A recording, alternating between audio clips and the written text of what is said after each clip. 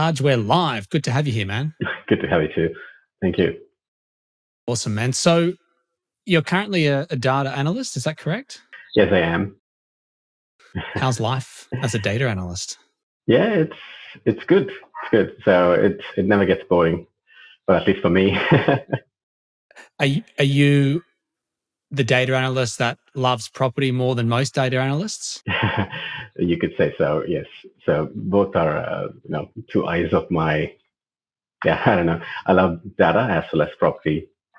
Yeah, nice. So when did you when did you move here from India to Australia? 2008. So I came as a student. I studied here in Melbourne Uni in Melbourne. Ever since I've been living in Melbourne. Beautiful. What did you study when you moved to Melbourne? I did my business and IT degree, a master's in business and IT. Okay, nice. And then did you study engineering in India? Yeah, so my bachelor's is in engineering. I'm a mechanical engineer by bachelor's.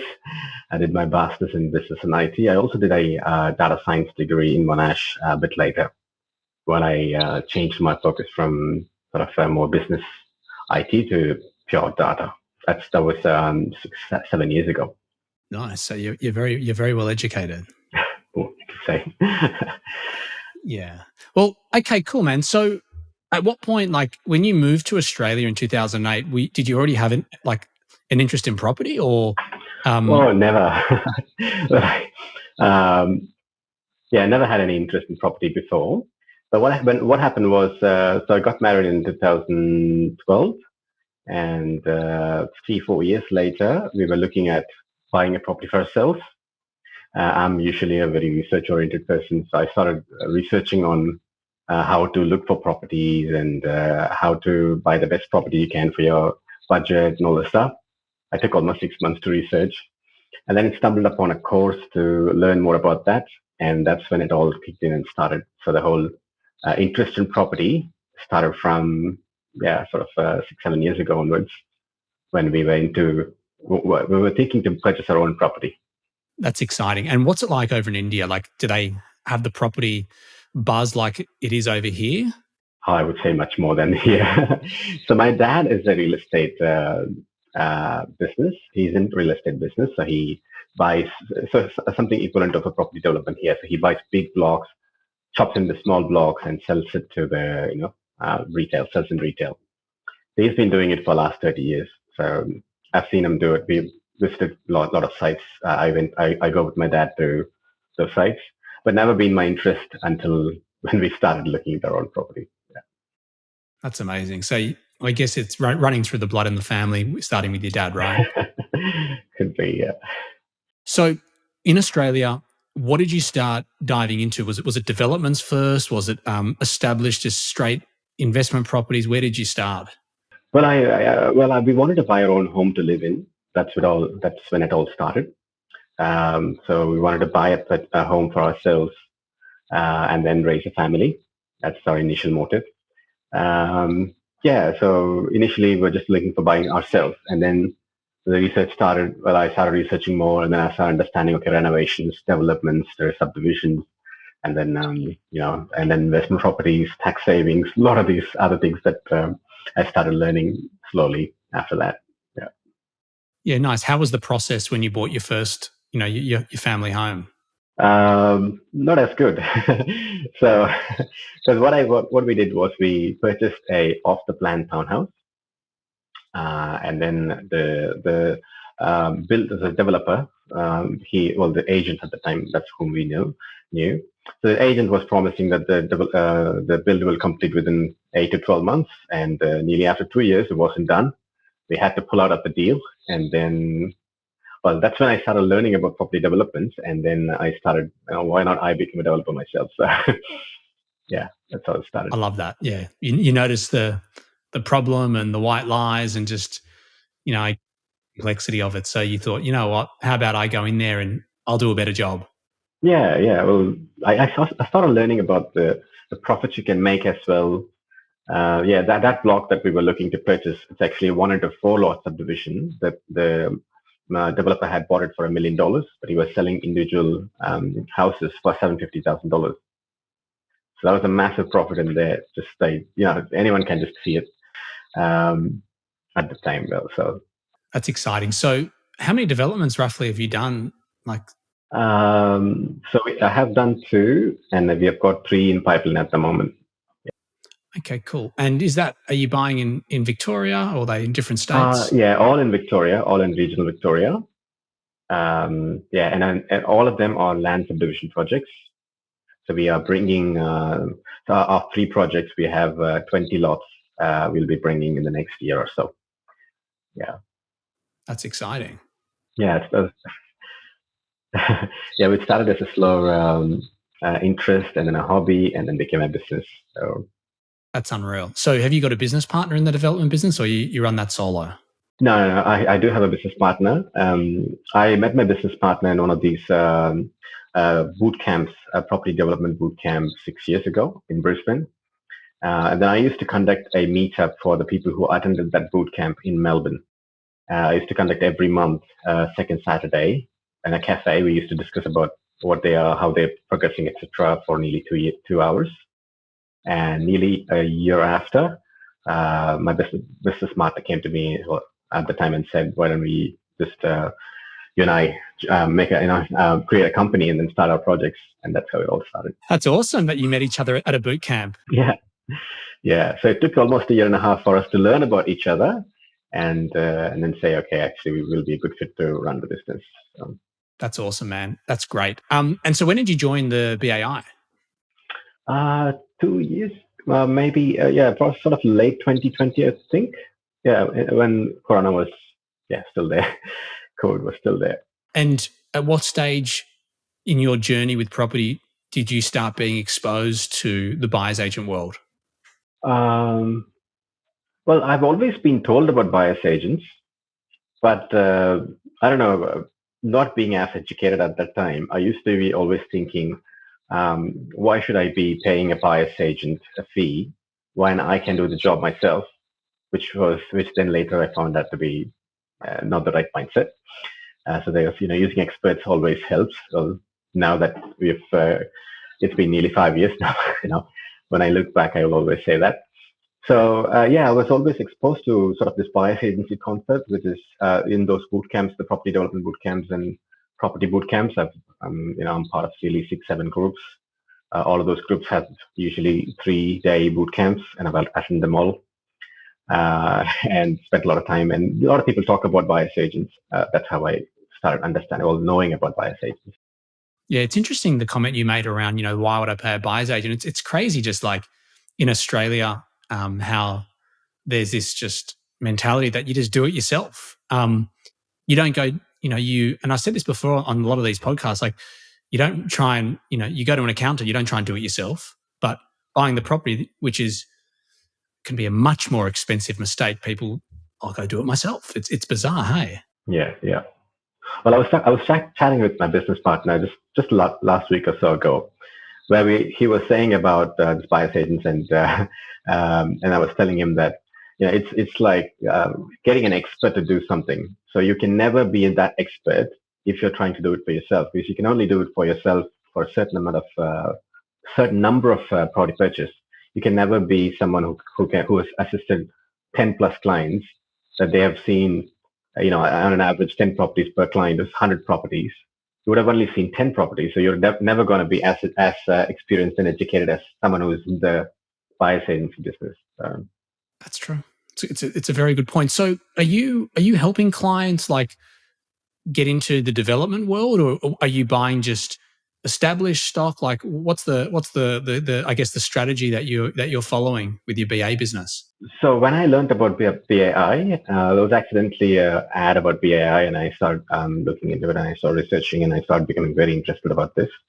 Because all that while I've only known about buyer's agents, I never knew how someone can become a buyer's agent. Something which interested me was that being a property developer, the amount of learning, I would have probably spent nearly $100,000 in education alone on how to do property development from sort of 4 or 5 different mentors and gurus. And I've learned a lot from them, and I've made a huge network and have so much of learning.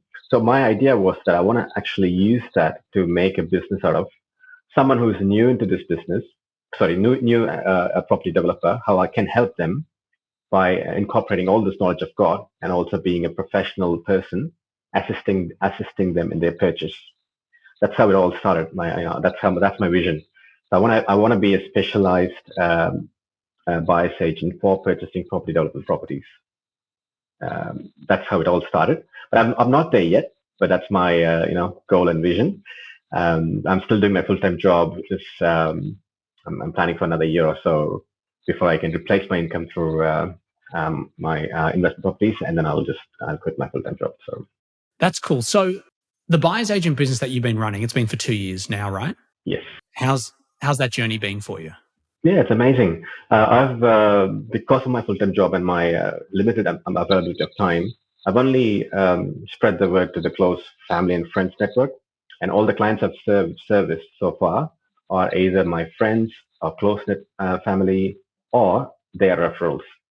I've not gone out to the public and exposed myself, but a step for time. I've got a 5-year-old and a 1-year-old.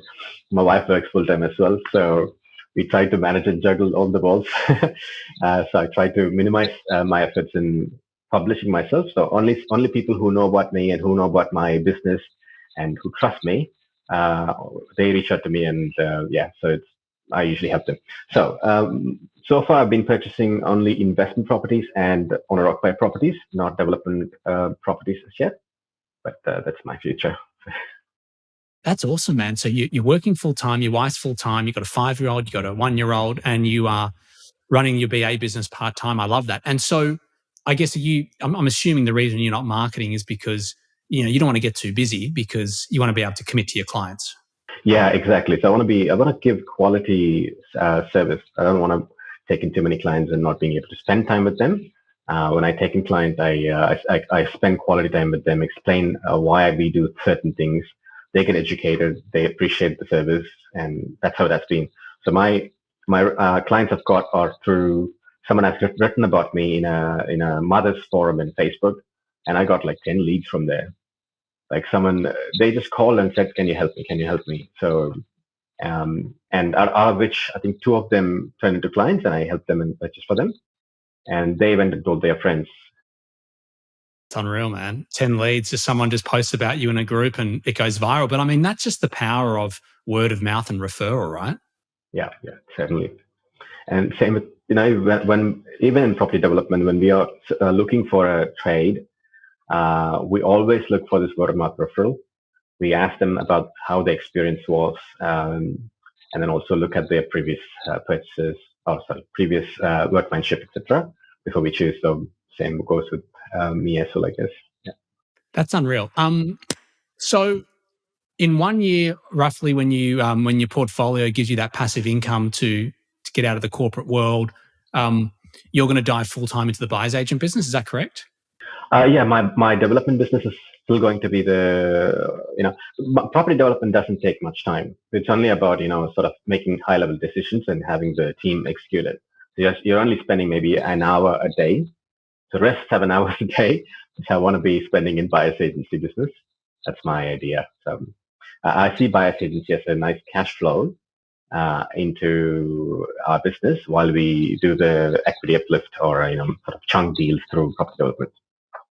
So interesting you say that. We've got so many students in BAI that have an interest in development and they run their buyer's agent business as the cash flow vehicle to support the developments.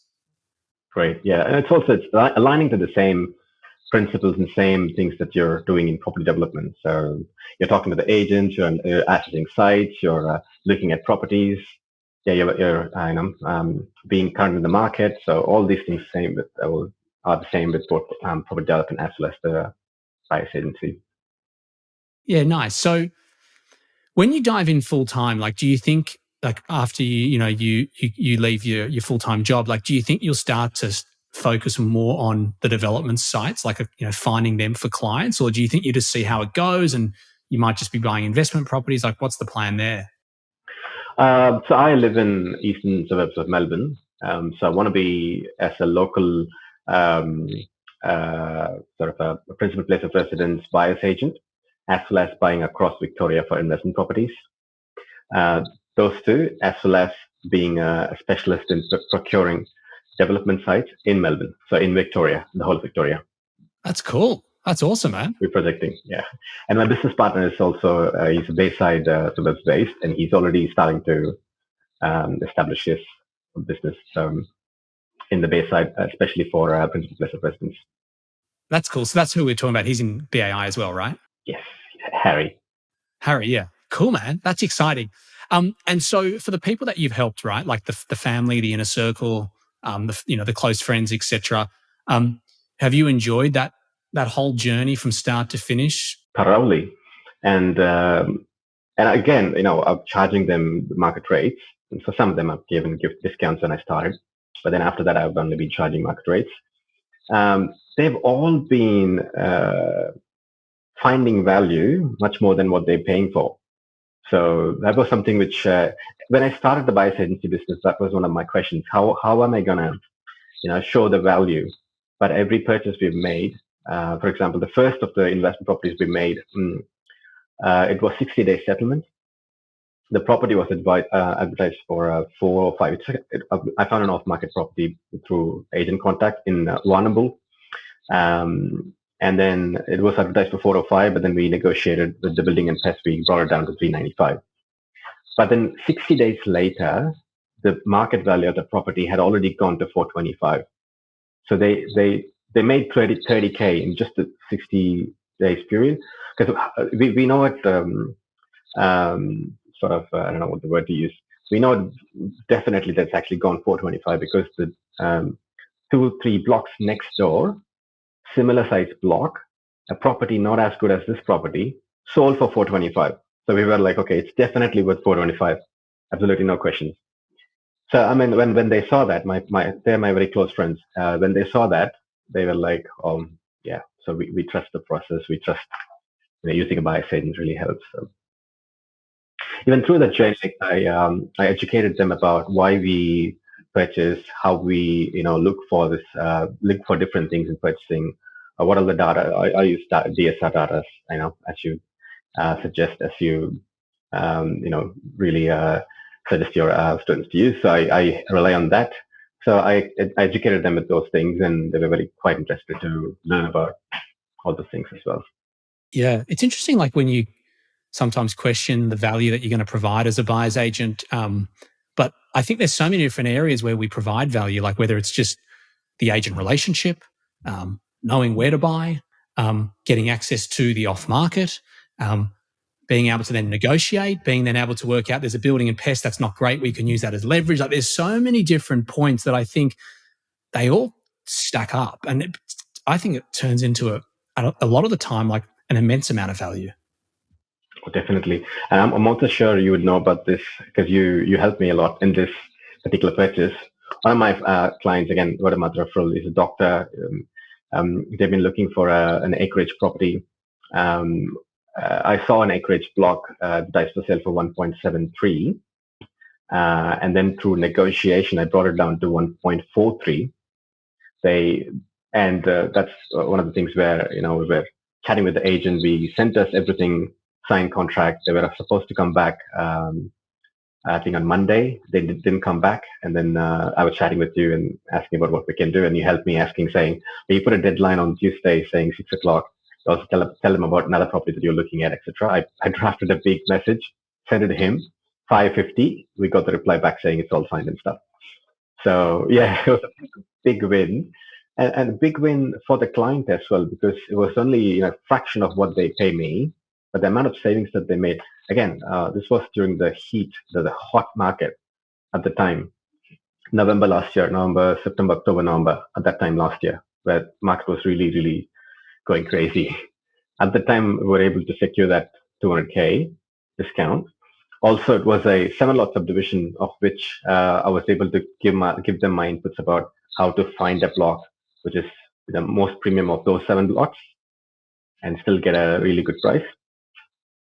So they were very happy. So I'm sure. Well done. And so what's your business called for those that are listening? I'm sorry, Ben, didn't get that. What's your buyer's agent business called? Sunnybrix Buyer's Agents. Sunnybrix is our property development business as well. So I started my buyer's agency as well in the same name, Sunnybrix Buyer's Agent. That's awesome. That's unreal, man. Well, listen, I've really enjoyed chatting with you. I've wanted to get you on because I know you've been in the background, you're working full time, but I know that you are doing things, and it's good to know that hopefully in 12 months you're going to be full time, locked and loaded, and just I guess tearing up Victoria. That's awesome, Ben. That's really good. Where can people find you? So I'm in Facebook.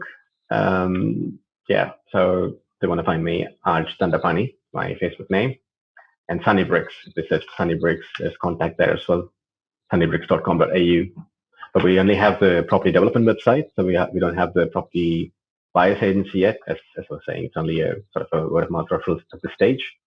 But yeah, happy to be reached out, happy to help. Awesome. Well, Arj, listen, nice to chat. I'm excited to get you on at a later stage after you're driving the business full time, but you've done really well up until now. And I think you bring a lot to the table just with your experience, your wealth of knowledge, your current, I guess, data analyst background, but also just your experience with buying property for yourself. I think it's always good, working with someone who's been in the trenches themselves. So, mate, well done, and good chatting. Thanks, Ben. Likewise. Thank you so much. Oh, yeah. As a mentor, you've been amazing. So if someone else looking into it, just to looking at joining BA, I highly suggest they do. If they're interested in properties, and my experience with you has been amazing. Not just you, the whole team have been amazing. So thanks so much. Oh, thank you, man. I appreciate that. Okay, Arj, take care. Bye.